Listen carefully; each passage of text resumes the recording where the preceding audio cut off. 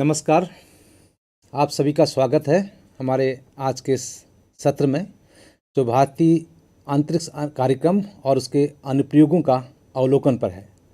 आज हम चर्चा करेंगे कि कैसे भारत में अंतरिक्ष कार्यक्रम की शुरुआत हुई थी और क्या क्या हमने इसमें उपलब्धियां आज तक पाली हैं और क्या क्या ऐसे कार्यक्रम हैं जो भविष्य में हम करने जा रहे हैं।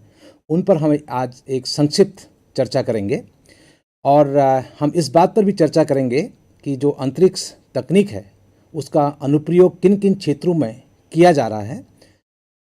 वैसे हमारे आने वाले सत्रों में आप इसके अनुप्रयोगों पर विस्तार से सत्रों में प्रतिभाग करेंगे, जहां पर हमारे जो सब्जेक्ट मैटर एक्सपर्ट हैं आपको आके इसके अनुप्रयोगों पर बताएंगे। मैं आज चर्चा करूंगा हमारे जो नींव किस तरह से रखी गई जो भारत के अंतरिक्ष कार्यक्रम की है। जैसे कि आप सभी को मालूम होगा कि डॉक्टर विक्रम साराभाई को भारत में अंतरिक्ष तकनीक और अंतरिक्ष कार्यक्रम के जनक के रूप में माना जाता है। डॉक्टर विक्रम साराभाई ने जो है इंग्लैंड में भौतिकी में स्नातकोत्तर करते हुए विश्व युद्ध के कारण भारत में वापस आ गए थे और भारतीय विज्ञान संस्थान जिसे इंडियन इंस्टीट्यूट ऑफ साइंसेस जो हमारे बेंगलुरु में स्थित है, वहाँ पर उन्होंने सर सीवी रमन जी के साथ कॉस्मिक किरणों के स्रोत पर जो है काम किया था। क्योंकि इन्होंने अपना परिस्नातक इंग्लैंड से किया, तो आने के बाद जो उनका जो फोकस था वो हम जो रिसर्च पर ज़्यादा रहा और उसके बाद 1947 में ये वापस कैम्ब्रिज गए और उन्होंने अपनी जो पीएचडी है उसकी थीसिस कॉस्मिक रे investigation in tropical land use विषय पर थीसिस इन्होंने लिखी थी।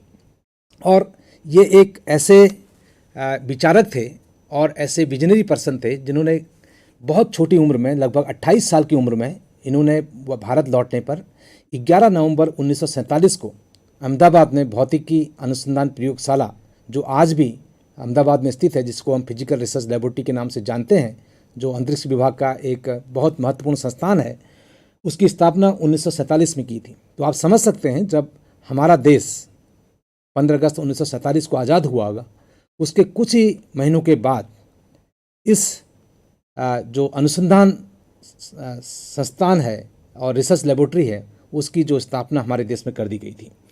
तो यह एक महान संस्थान निर्माता व्यक्ति थे और इन्होंने हमारे देश में विभिन्न क्षेत्रों में बड़ी संख्या में संस्थानों की स्थापना की। चाहे आप इंडियन इंस्टीट्यूट ऑफ मैनेजमेंट की बात करें, आप जो हमारा जो इंडियन जो एटॉमिक एनर्जी जो ऑर्गेनाइजेशन है, इंडियन स्पेस रिसर्च ऑर्गेनाइजेशन है, इन सारे जो महत्वपूर्ण संस्थानों की जो स्थापना डॉक्टर विक्रम साराभाई के द्वारा की गई थी।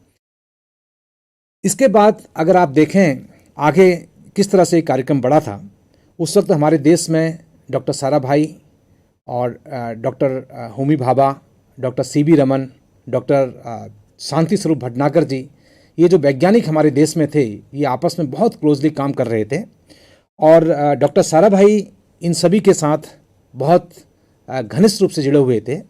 और डॉक्टर भाभा ने परमाणु ऊर्जा विभाग के एक भाग के रूप में अंतरिक्ष अनुसंधान का प्रस्ताव रखा था उस वक्त। और 1962 में भारत के जो हमारे पहले प्रधानमंत्री माननीय श्री जवाहरलाल नेहरू जी के समर्थन में अंतरिक्ष अनुसंधान के लिए भारतीय राष्ट्रीय समिति, जिसको हम इनकॉस्पार के नाम से भी जानते हैं, उसकी स्थापना की गई थी और डॉक्टर साराभाई को इस समिति का अध्यक्ष बनाया गया था।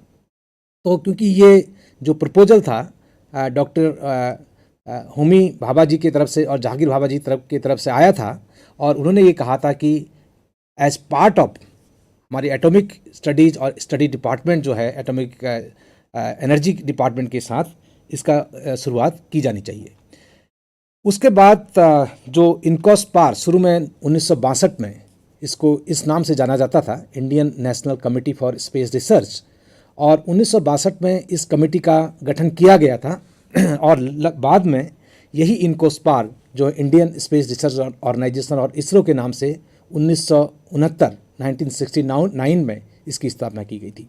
तो आप समझ सकते हैं कि शुरुआत में जो इसरो का नाम था वो इनकॉस्पार करके था और 1969 में जब इस संगठन भारतीय अंतरिक्ष अनुसंधान संगठन को स्थापित किया गया। बाद में अंतरिक्ष विभाग में इसको शामिल किया गया सितंबर 1972 में। तो आप लगभग देख सकते हैं कि लगभग 50 सालों का जो हमने समय अभी यहाँ पर निकाला है और पास किया है, इसमें कई उपलब्धियाँ इस विभाग को हैं, इसके नाम हैं, और उसके बारे में हम आगे आने वाले स्लाइड्स में इसके बारे में चर्चा करेंगे। अगर आप शुरुआत के दिनों की बात करें, थोड़ी सी इसकी हिस्ट्री पर हम जाएंगे। जैसा कि हमने बताया आपको, डॉक्टर होमी जहांगीर भाभा और डॉक्टर साराभाई जो दो हमारे महान वैज्ञानिक इस देश के रहे, ये जब इन्होंने इस विभाग और संस्थान की स्थापना की तो सबसे पहले वो एक ऐसे जगह को ढूंढ रहे थे हमारे देश में जो रॉकेट लॉन्चिंग के लिए उपयुक्त हो। तो उन्हें एक ऐसी जगह की ज़रूरत थी जो समुद्र के पास हो और जो चुंबकीय भूमध्य रेखा के करीब स्थित हो। ऐसी जगह की वो तलाश में थे। तो 1962 में वो लोग भारत के दक्षिणी तट के साथ अपनी खोज के दौरान एक ऐसे शांत सुरम्य मछुआरों के गांव में पहुंचे जिसका नाम थुम्बा था, जो हमारे केरल प्रदेश में तिरुवनंतपुरम के बाहरी जो तटों पर स्थित था। वहाँ पर एक चर्च स्थित है जो आज भी है, जिसको सेंट मैरी मैगदलिन चर्च के नाम से जाना जाता था, और एक बहुत ही सुरम्य स्थान था। और सबसे अच्छी बात थी कि यह स्थान जो है, जो हमारी उनकी जो ज़रूरत थी चुंबकीय भूमध्य रेखा, उसके करीब स्थित था, और लगभग 600 एकड़ की विशाल भूमि से घिरा हुआ यह चर्च था, और रेलवे लाइन इसके पास स्थित थी। और उन्हें लगा कि भारत में जो अंतरिक्ष के अनुसंधान और विकास के लिए यह जगह जो है उनको उपयुक्त लगी, और उन्होंने वहाँ के पादरी से अनुरोध किया, और वो चर्च जो है पहला जो अंतरिक्ष कार्यक्रम का जो सेंटर केंद्र के रूप में विकसित किया गया, और आज भी वहाँ पर एक म्यूजियम स्थापित किया गया है। और पहला हमने वहाँ से इस कार्यक्रम की शुरुआत 1962 में की थी। अगर आप देखें, थोड़ा सा इसके वैज्ञानिक पहलू पर भी हम चर्चा करेंगे कि चुंबकीय भूमध्य रेखा यानी मैग्नेटिक इक्वेटर आखिर इतना महत्वपूर्ण क्यों था। ऐसी जगह के बारे में वहाँ उस वक्त हमारे इन दो वैज्ञानिकों ने उस ऐसी जगह के बारे में क्यों सोचा। अगर थोड़ा सा हम समझें, यहाँ पर हमने इस इमेज के माध्यम से आपको दिखाया है कि मैग्नेटिक इक्वेटर यानी जो भूमध्य रेखा है वो क्या है। भौगोलिक भूमध्य रेखा जो है एक लगभग समांतर और उन बिंदुओं से गुजरने वाली एक काल्पनिक रेखा है, जहां स्वतंत्र रूप से निलंबित होने पर उस चुंबकीय सुई हवा में क्षैतिज रहती है। यानी कि अगर इस एरिया पर अगर कोई मैग्नेटिक निडल्स को आप खड़ा करें तो वो एकदम जो है खड़ी रहती है। तो वहाँ पर इस तरह का एक जो एक्टिविटी और जो हमारा प्रॉपर्टी या करैक्टरिस्टिक्स रहती है, तो ये इसलिए महत्वपूर्ण होता है क्योंकि चुंबकीय भूमध्य रेखा के ठीक ऊपर से आकाश में इलेक्ट्रॉनों की एक जो धारा होती है, जो इलेक्ट्रॉन जेट जिसे हम बोलते हैं, उसका उत्पादन करती है। सो इलेक्ट्रोजेट जो है हमारे जो वैज्ञानिक अनुसंधान है, जैसे कि हमारी मौसम विज्ञान है, हमारे एरोनॉमी है, इस आदि के क्षेत्र में जानकारी जुटाने के लिए बहुत ही उपयोगी माना जाता है। तो वैज्ञानिक हमेशा एक ऐसी जगह की तलाश रहते हैं जहाँ पर वो अपने अनुसंधान कर सकें और जहाँ से वो अपने आंकड़ों को एकत्रित कर सकें और उन आंकड़ों का जो है अपने अध्ययनों में उपयोग करते हैं। तो इसलिए आप समझ सकते हैं जो इलेक्ट्रोजेट है, जो जहाँ पर जो जनरेट होती है ऐसे स्थानों पर, वो जो है हमारे वैज्ञानिक अध्ययनों के लिए बहुत महत्वपूर्ण होती है। इसलिए थुम्बा को इन कार्यक्रम के लिए चुना गया था। अगर शुरुआती जो हमारे कुछ यहाँ पर मैं चित्र आपको दिखा रहा हूँ, तो किस तरह से आप देख सकते हैं विकास हुआ था। और बहुत ही हम लोग बोलते हैं कि हम्बल बिगिनिंग से आज हम अपने एक बहुत ही अच्छे सुनहरे समय में हम चल रहे हैं।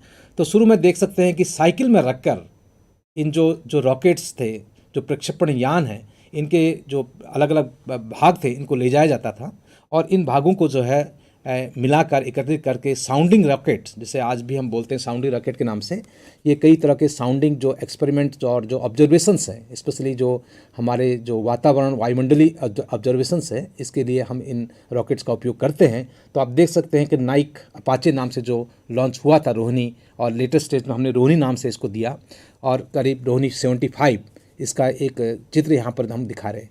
तो किस तरह से छोटी सी शुरुआत आज हमारा एक बहुत अच्छा अंतरिक्ष हमारा इंफ्रास्ट्रक्चर अपना बना हुआ है।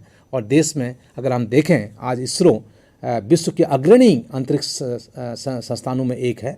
और आज भी अगर आप देखें जो विक्रम साराभाई जी ने जो हमको एक हमें हमें विजन दिया था, उस विजन पर हम आज भी काम कर रहे हैं। और आज भी हमारा उद्देश्य जो है अंतरिक्ष तकनीक का सामान्य नागरिक के लिए उपयोग, इसी उद्देश्य के साथ हमारे अंतरिक्ष कार्यक्रम को चलाया जा रहा है कि किस तरह इस तकनीक का सामान्य मानविकी में के जो समस्याएं हैं, जो डे टू डे लाइफ की समस्याएं हैं, उनमें हम किस तरह से इसका उपयोग कर सकते हैं। और सबसे महत्वपूर्ण, पिछले 50 वर्षों में हमारे देश में ने इस तकनीक में एक आत्मनिर्भरता प्राप्त कर ली है। भारत आज स्वयं का अंतरिक्ष कार्यक्रम चलाने में पूर्ण रूप से सक्षम है।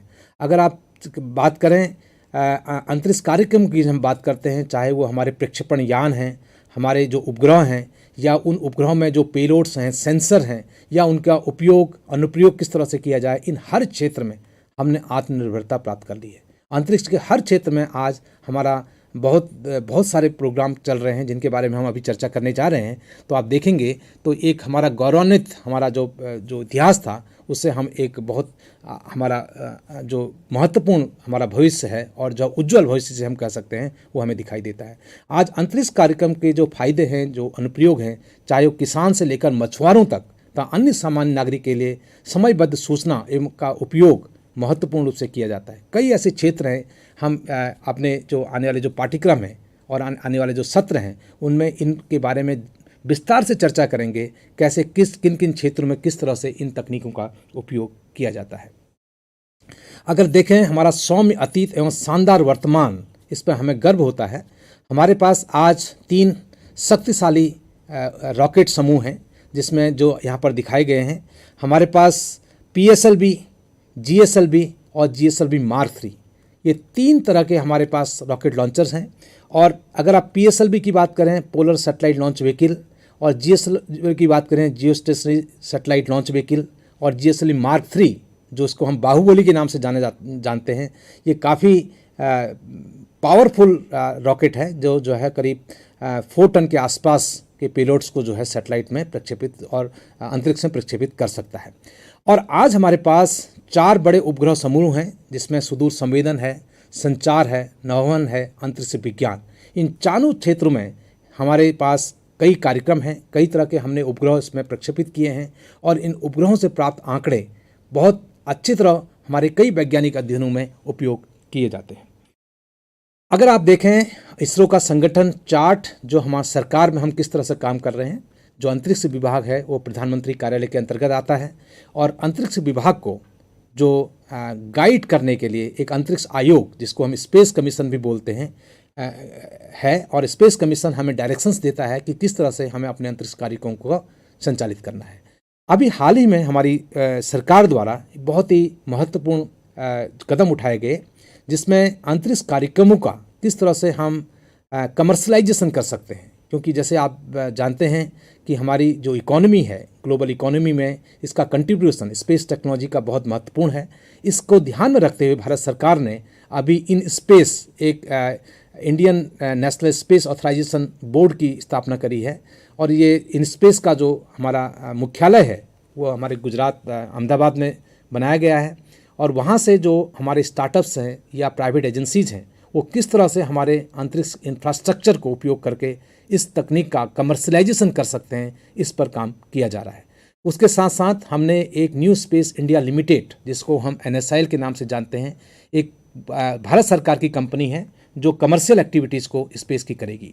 ये तो हमारा रहा कमर्शियल, यानी हम किस तरह से प्राइवेट सेक्टर को यूज़ करते हुए अपनी GDP को बढ़ाने के लिए अंतरिक्ष तकनीक का उपयोग कर सकते हैं, इस पर काम कर रहे हैं।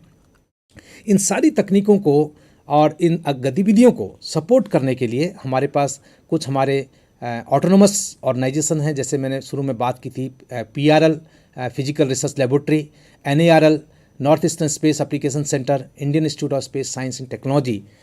ये हमारे कुछ संस्थान हैं जहाँ पर अलग अलग क्षेत्रों में, अगर PRL की बात करें तो वो प्लेनेटरी साइंस पे रिसर्च करेंगे, NARL पे वो एटमॉस्फेरिक रिलेटेड रिसर्च करेंगे। North eastern space application centre किस तरह हमारे जो उत्तर पूर्वी क्षेत्र हैं वहाँ पर अंतरिक्ष प्रौद्योगिकी का उपयोग किया जा सकता है, उस पर वहाँ पर हमारे वैज्ञानिक लोग काम कर रहे हैं।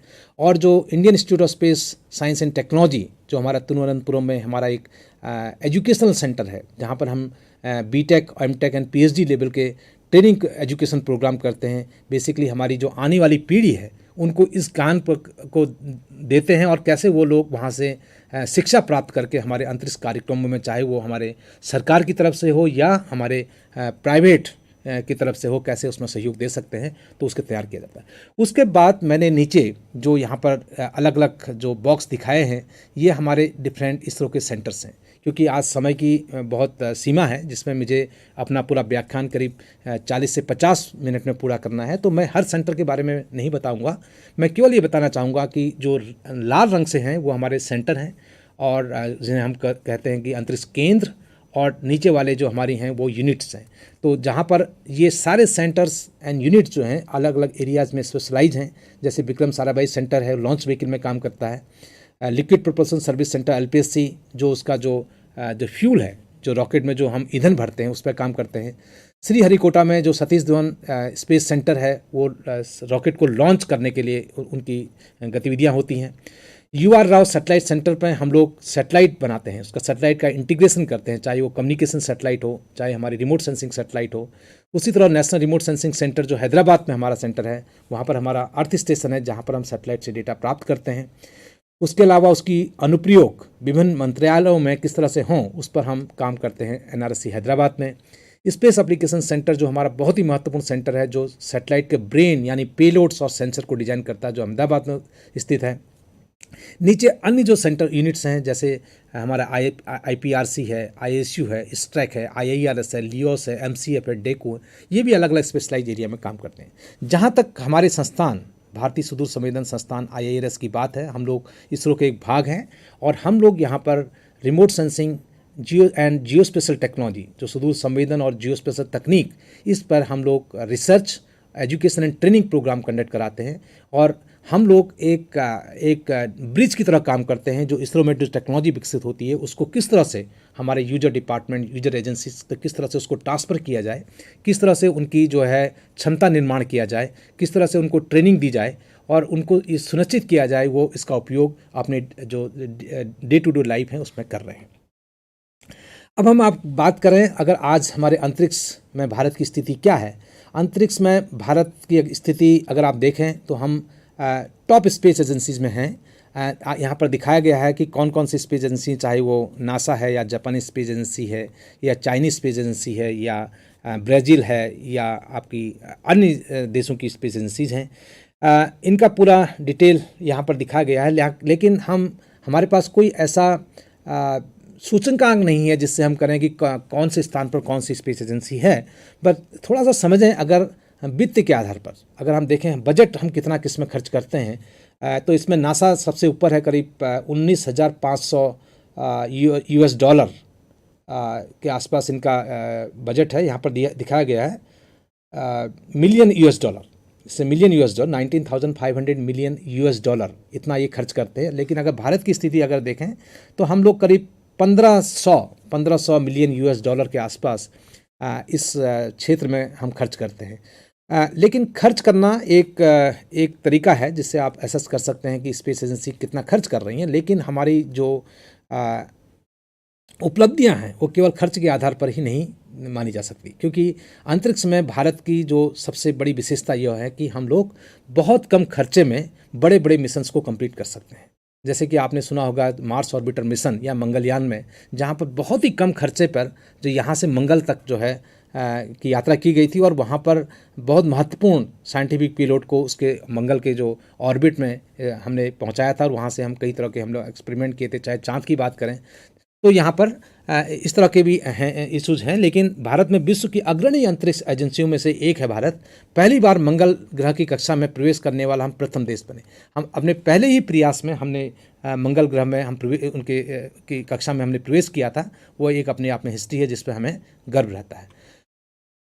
इसरो के जो अंतरिक्ष प्रमोशन थे जिसके बारे में मैंने बताया, इनका कुछ चित्र यहाँ पर दिखाए गए हैं। जैसे PSLV है, GSLV Mark II है, GSLV Mark III है और नीचे दिखाया गया है ये कितना इनकी कैपेसिटी है। अगर आप देखें लिफ्ट ऑफ वेट जो जैसे SLV का था करीब हमारे पास 17 टन्स पे, देन ASLV का 40 टन में, PSLV 295 टन, GSLV 450 टन और 640 टन करीब GSLV Mark III इनका लिफ्ट वेट ऑफ वेट है।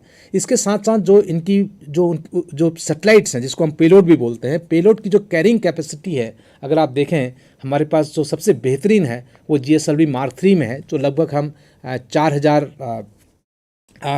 kg, लगभग 4 टन के पेलोड को हम अंतरिक्ष में, स्पेशली जब अगर हम बात करें जियो स्टेशनरी ऑर्बिट में, हम इसको प्लेस कर सकते हैं। ये हमारी कैपेसिटी है।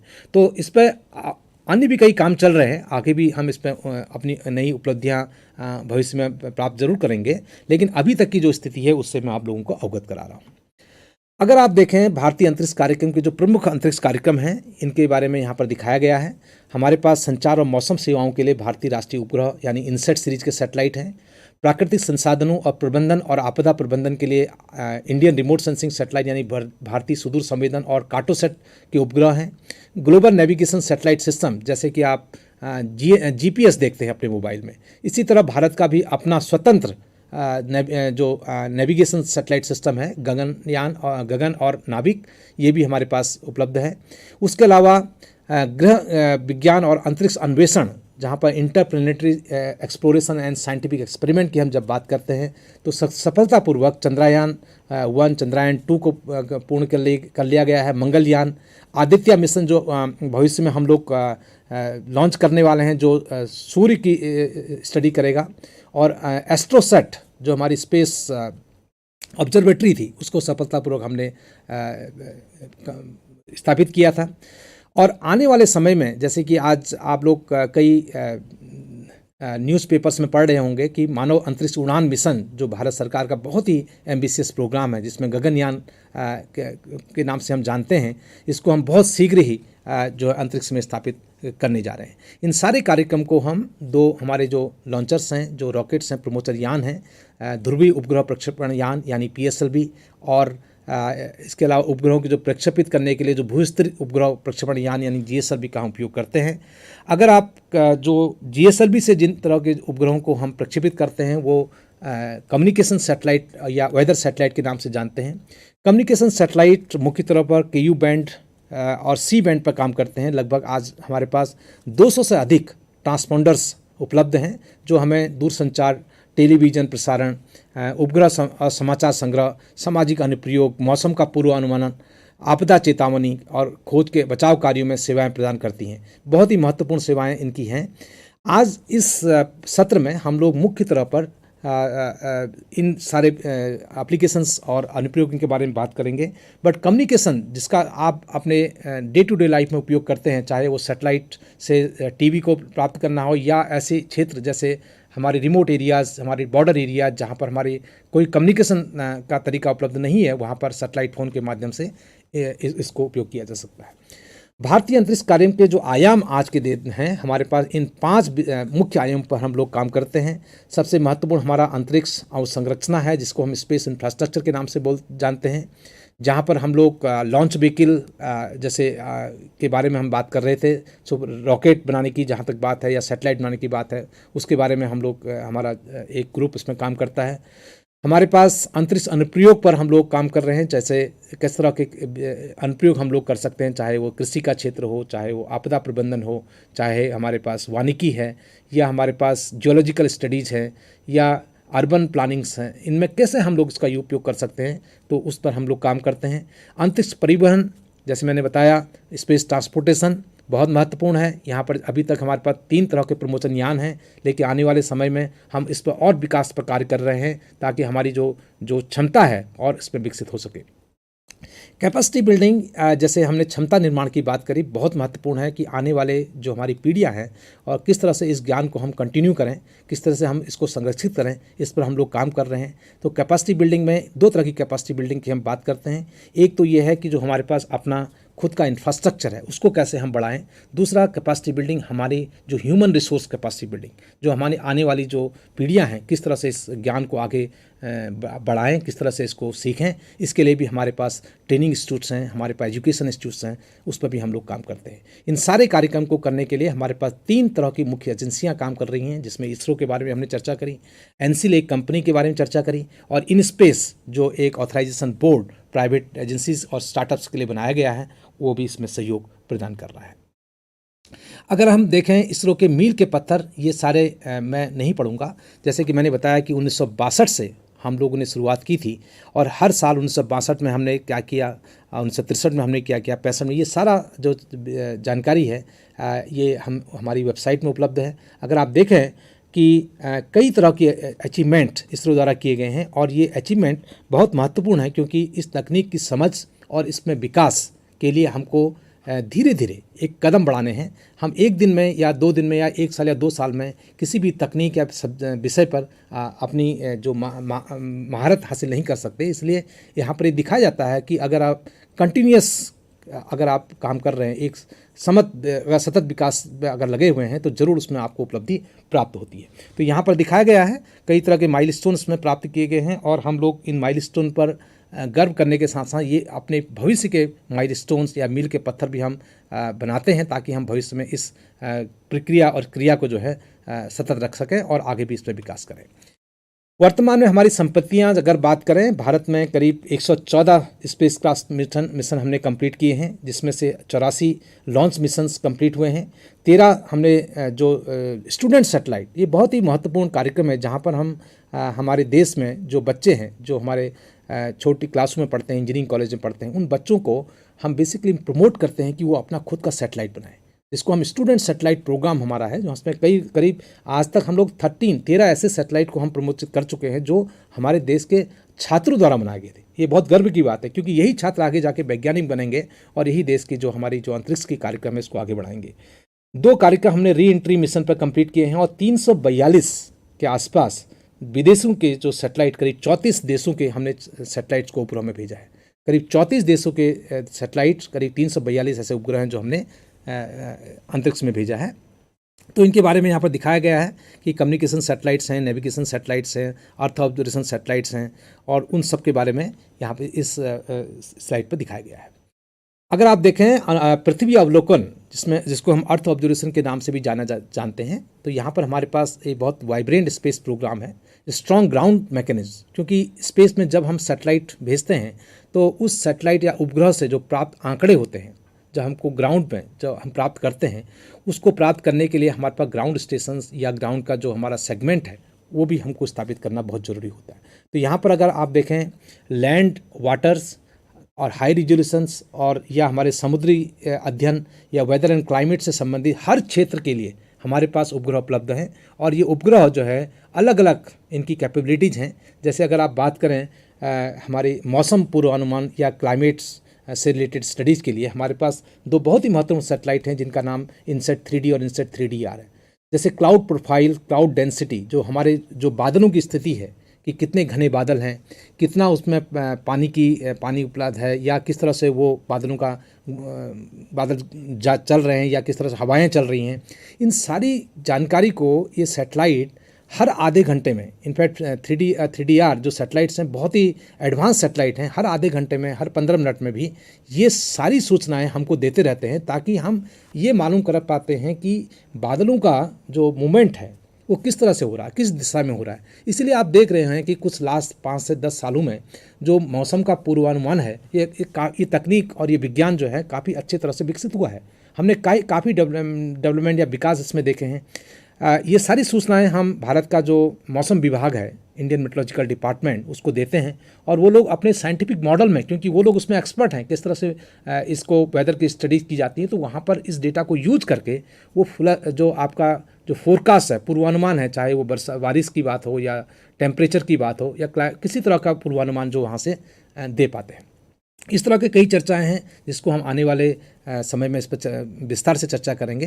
हमारे अन्य सत्रों में हमने इसके लिए 1-1 घंटे या करीब 40 मिनट के हमने सत्र रखे हैं, जिसमें चाहे अगर आप बात करें लैंड एंड वाटर के लिए हमने 40 मिनट रखा है। उसी तरह हमने हाई रिजोल्यूशन या वेदर क्लाइमेट या ओशन, इनके लिए सबके लिए एक डेडिकेटेड सत्र रखे हुए हैं, तो कृपया उसमें प्रतिभाग करें, उसमें हम विस्तार से चर्चा करेंगे। अगर आप हमारी कार्टोसैट सैटेलाइट जो सबसे रिसेंट में हमने 2019 में अर्थ ऑब्जर्वेशन के लिए भेजा था, उससे प्राप्त ये एक चित्र यहाँ पर आपको दिखाया गया है।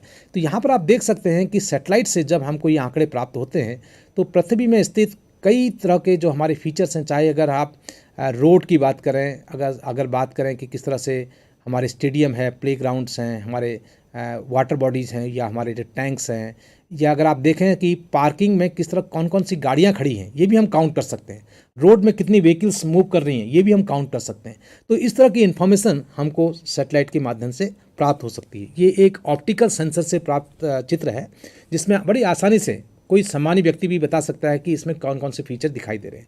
लेकिन वैज्ञानिक आधार पर जब हम इनका अध्ययन करते हैं तो इसके लिए हमारे पास कई तरह के सेंसर्स होते हैं, चाहे ऑप्टिकल सेंसर है, चाहे थर्मल सेंसर है, या माइक्रोवेव सेंसर है। ये अलग अलग तरह के हमारे जो वैज्ञानिक जो उपकरण हैं, इससे प्राप्त आंकड़ों को हम अलग अलग तरह से देखते हैं, क्योंकि हमारी आँखें केवल 3 तरह के रंग्स को देख सकते हैं, जैसे रंग को देखती हैं, जैसे RGB, red, green and blue. उससे संबंधित जितने भी फीचर हमको दिखाई दे रहे हैं, हम ह्यूमन आई उसको पकड़ सकती है, देख सकते हैं। लेकिन कई ऐसी जानकारी होती हैं जो हम अपनी आंखों से नहीं देख सकते हैं, बट जो हमारी वैज्ञानिक जो सेंसर्स हैं उसको आसानी से हम उनके माध्यम से उस जानकारी भी प्राप्त कर सकते हैं।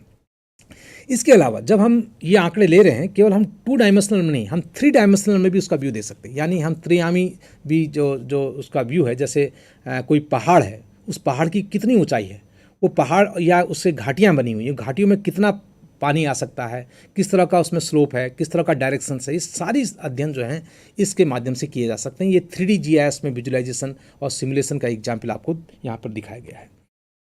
अगर अनुप्रयोग की बात करें, जैसे मौसम पूर्वानुमान के बारे में मैंने बताया, उसी तरह मछली उद्योग, तटवर्ती क्षेत्र, मैंग्रोव की स्टडी, शहरी एवं प्रादेशिक योजनाएं, फसल के लिए भूमि पर जल प्रवाह की उपयुक्तता, चक्रवात, अनुवर्तन तीव्रता, भूकंप, दावानल, महानगर की स्थिति, महासागर की स्थिति या महासागर भूविज्ञान, हिम और हिमनद, मूंगा भित्ति और आर्द्र भूमि वन और GHG, ये कई तरह की एप्लीकेशंस हैं जिनके बारे में मैंने यहाँ पर दिखाया है।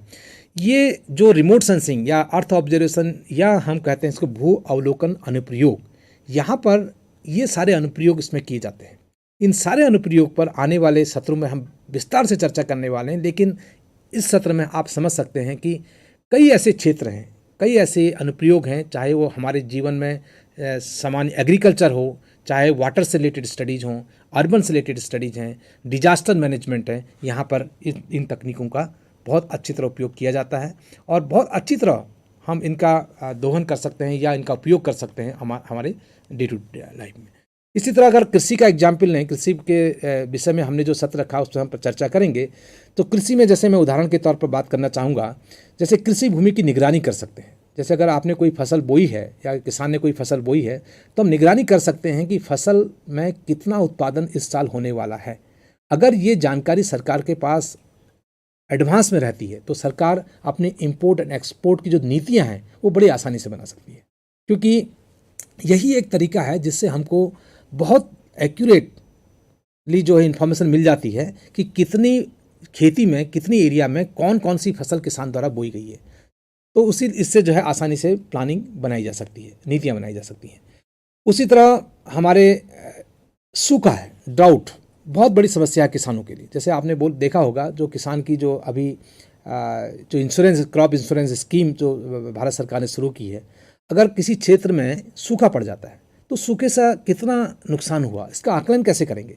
तो रिमोट सेंसिंग से जब हम ऑब्जर्वेशंस लेते हैं तो उससे हम ये देख सकते हैं कि सूखे से पहले क्या स्थिति थी और सूखे के बाद क्या स्थिति है। तो आसानी से हम उसको बता सकते हैं कि किन किन क्षेत्रों में सूखा पड़ा है और कितनी कितनी एरिया में फसल को नुकसान हुआ। ऐसे कई क्षेत्र हैं, कई एप्लीकेशंस हैं, उसके बारे में हम आने वाले सत्रों में चर्चा करेंगे। ये कुछ उदाहरण आपके लिए यहाँ पर प्रस्तुत किए गए थे।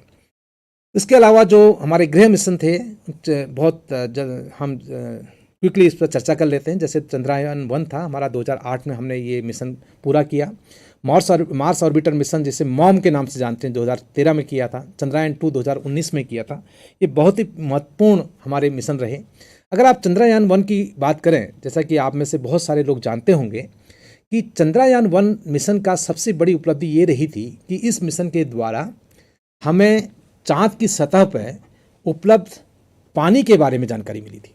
ये बहुत ही महत्वपूर्ण जानकारी थी। वैसे तो चाँद में इंसान बहुत पहले जा चुका था, लेकिन चंद्रयान 1 ने इस पर एक नई दिशा इसको दी। पहले ये माना जाता था कि चाँद में पानी नहीं है, चाँद में किसी तरह की जीवन की संभावना नहीं है। जीवन की संभावना नहीं है, वो आज भी ये थ्योरी एग्जिस्ट करती है। लेकिन चाँद पर कुछ मात्रा में वाटर मॉलिक्यूल, हाइड्रोक्सिल मॉलिक्यूल उपलब्ध हैं। इसकी जो खोज थी ये चंद्रयान-1 के द्वारा की थी। ये श्रेय जो है भारत को जाता है।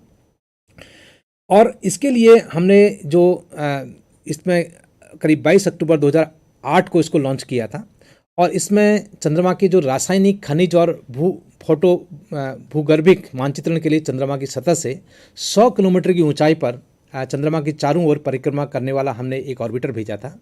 और इसमें इस मिशन में भारत के अलावा अमेरिका, ब्रिटेन, जर्मनी, स्वीडन और बुल्गारिया देश भी शामिल थे। करीब 11 वैज्ञानिक उपकरण हमने यहाँ पर प्रक्षेपित किए थे इस चाँद की सतह के अध्ययन के लिए। मार्स ऑर्बिटर मिशन की अगर बात करें, ये एक बहुत ही महत्वाकांक्षी मिशन था। इसको जब हमने लॉन्च किया था करीब 2013 में, हमारा उद्देश्य वहाँ पर ये था कि हम ये समझना चाह रहे थे कि थर्मल पर्यावरण और विकिरण पर्यावरण, संचार तंत्र, विद्युत प्रणाली, प्रणोदन प्रणाली, ऑनबोर्ड स्वायत्ता, इन तकनीकों पर भारत अपनी जो एक्सपर्टीज़ था वो डेवलप करना चाह रहा था। यहाँ पर इनमें हमने बहुत क्लोजली इसमें काम किया और एक बहुत कम समय में, एक रिकॉर्ड समय में, पहले ही अटेम्प्ट में, पहले ही प्रयास में इस मिशन पर सफलता प्राप्त की थी। तो ये जो वैज्ञानिक जो बिंदु मैंने यहाँ पर दर्शाए हैं, यहाँ पर उतना समय नहीं है कि हम इन पर चर्चा करें, बट अगर आप देखें ये एक पूरी तरह एक वैज्ञानिक मिशन था। और इस मिशन में की सफलता ये थी कि हम पहली बार में सफल हुए और हमारी जो तकनीक हमारे देश में जो हमने विकसित की थी उस तकनीक का हमने सफलतापूर्वक इसको डिमॉन्स्ट्रेट किया था। और हमारे जो आने वाले फ्यूचर के मिशंस हैं, चाहे वो हम बात करें चंद्रयान-2 की बात करें या गगनयान की बात करें, उन सारे मिशंस पे मार्स ऑर्बिटर मिशन का बहुत बड़ा कंट्रीब्यूशन होने जा रहा है।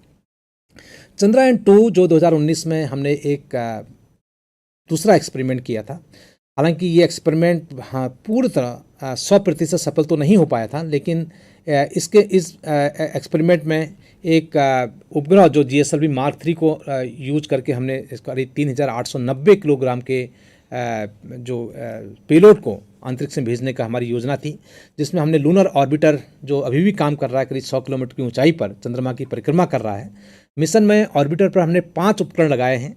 जो ऑर्बिटर का हाई रिजोल्यूशन कैमरा, जिसको हम OHRC के नाम से जानते हैं, वो लैंडर को जो है ऑर्बिटर से अलग करने से पहले एक लैंडिंग साइट का उच्च रिजोल्यूशन अवलोकन किया था उसने। और उसके साथ साथ आज भी ये कंटिन्यूसली हमको वहाँ से जानकारी भेज रहा है और वहाँ से डेटा हमारे डेटा सेंटर्स में आ रहा है और हमारे वैज्ञानिक इसमें अपने अध्ययन कर रहे हैं। जो हमारा विक्रम था वो एक लैंडर था, हालांकि जो है इसकी सॉफ्ट लैंडिंग की योजना बनाई गई थी और रोवर को लगभग 15 दिनों के लिए हमने इसको वैज्ञानिक गतिविधियों हेतु तैयार किया था और तकनीकी कारण से सफल नहीं हो सका था। उसके साथ साथ एक प्रज्ञान, एक रोवर भी इसमें करीब 20 किलो का एक रोवर बनाया था कि करीब 15 दिन के लिए वहाँ पर एक्सपेरिमेंट करने वाला था, बहुत शॉर्ट समय के लिए। बट चंद्रयान-2 ने करीब ऑर्बिटर के विस्तारित जीवन के साथ अपने उद्देश्य को करीब 90% प्राप्त किया है और अभी भी ये मिशन जो है काम कर रहा है। जो अगला कार्यक्रम जो आने वाले समय में हम लोग प्रक्षेपित करने जा रहे हैं, जिस पर हमारी जो पूरे इसरो की टीम बहुत ही मिशन मोड में काम कर रही है, वो है गगनयान मिशन। ये गगनयान मिशन अपने आप में बहुत ही महत्वाकांक्षी मिशन है और पहली बार अंतरिक्ष में भारत द्वारा जो इंसानों को अंतरिक्ष में भेजने की एक योजना बनाई गई है। और यहाँ पर हम लोग सौर प्रणाली और उससे आगे का पता लगाने के लिए एक सतत और किफ़ायती मानव और रोबोटिक कार्यक्रम को विकसित कर रहे हैं।